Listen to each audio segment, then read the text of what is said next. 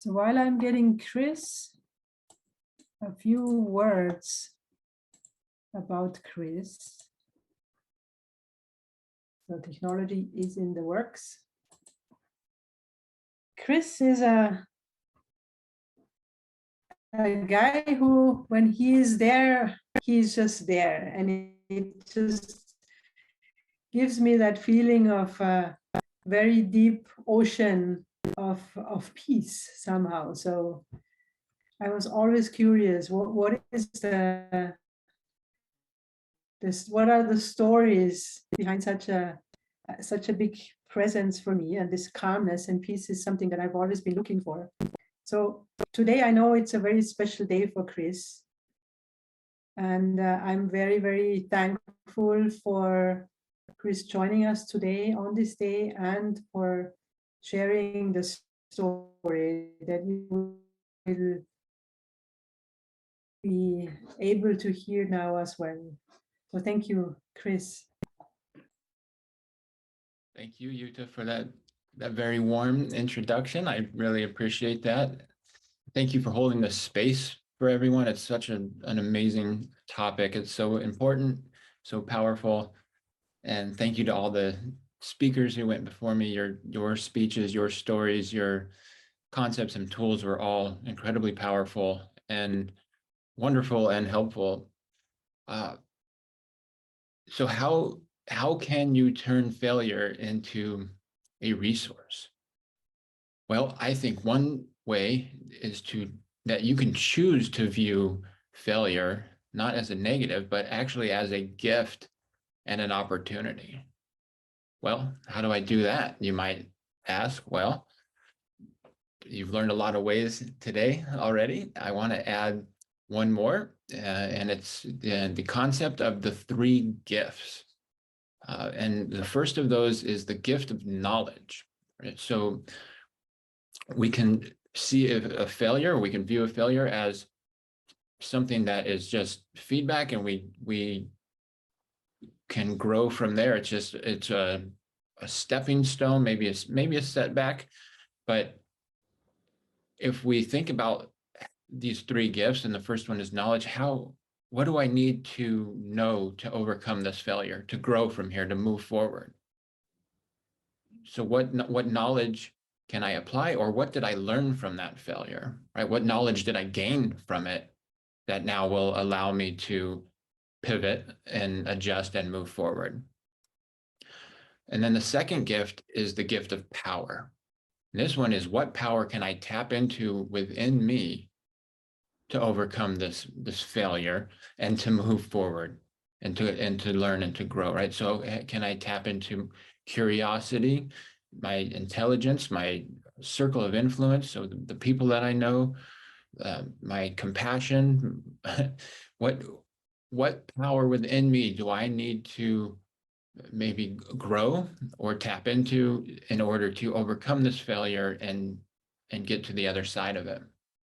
And then the final one is the gift of inspiration. So how can I be inspired by this event, by this failure, to now go and do something good? It doesn't even have to be directly related to the failure itself. So if I get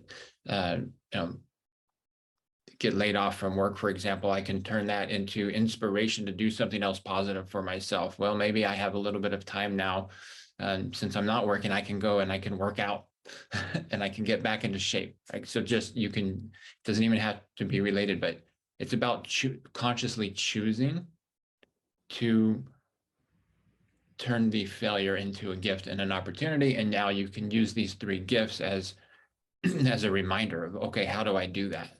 Right? So remember this, and you can move forward.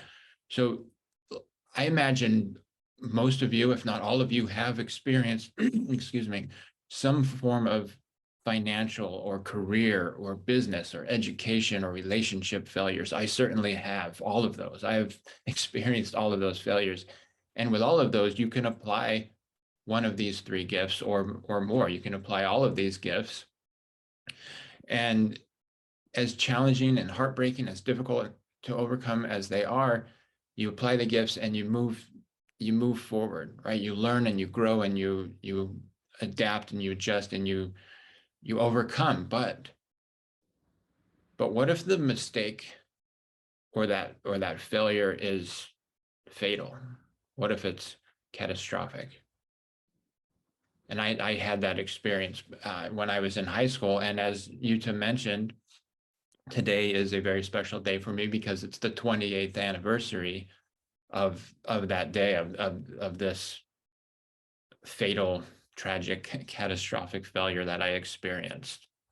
So when I was barely 16, I had my dad's 4x4 pickup truck, which he actually used to teach me how to drive on and off road. So I was comfortable driving this big 4-wheel drive pickup. I was comfortable driving it off road, which is why I was comfortable taking two of my closest friends off-roading that summer day, 28 years ago now.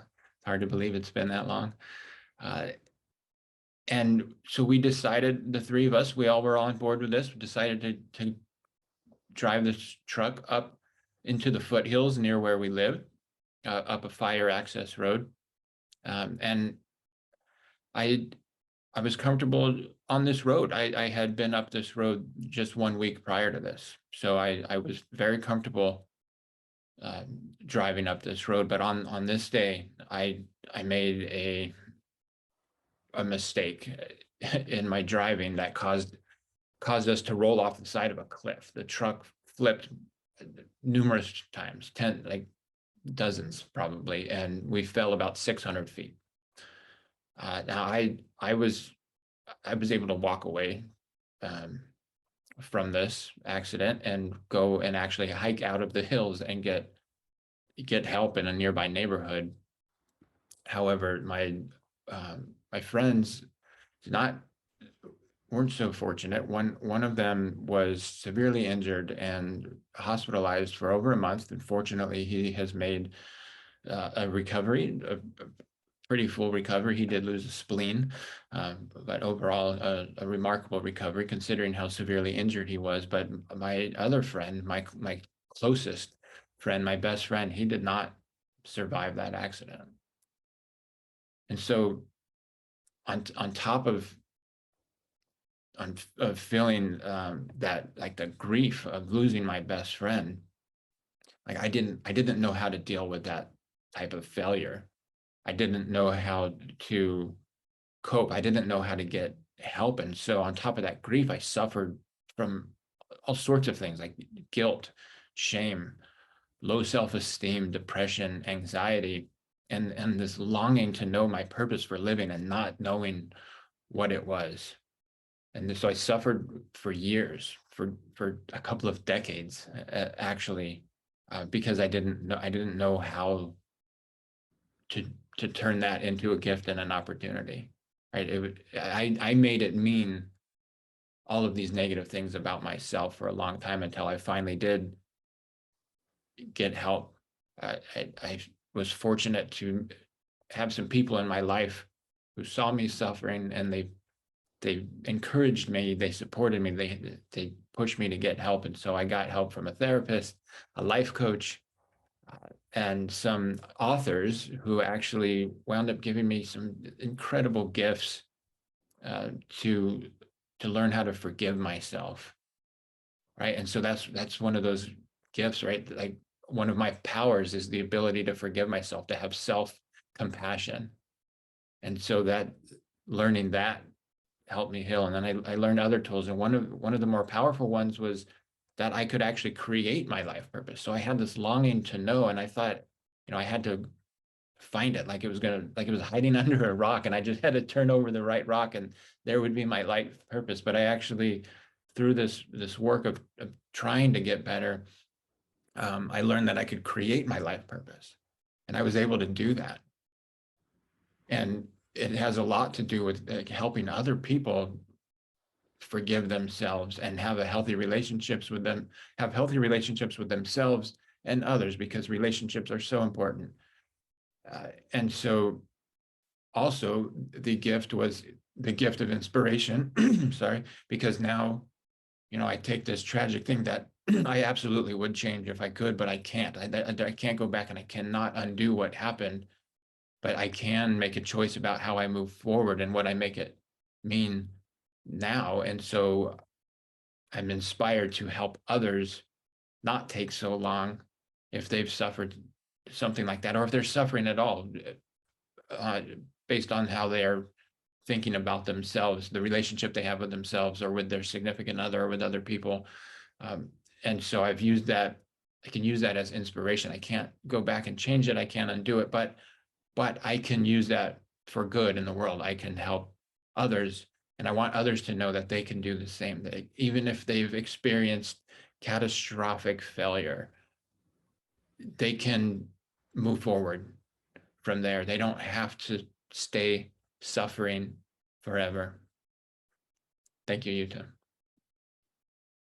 Thank you so much, Chris, for deciding to do this together on this day. 28 years, wow, yeah. Catastrophic failure. Yeah, this is one story that I've never had been presented in this way and in a public space. So I'm very, very fortunate, Chris, that you are willing and open to share this with us. And I can see the power, that second gift, right? That power that maybe we have as a community, as humanity, to move forward after such events together, to decide to move forward. So my next move will be to get everybody to come back on so that we can answer questions.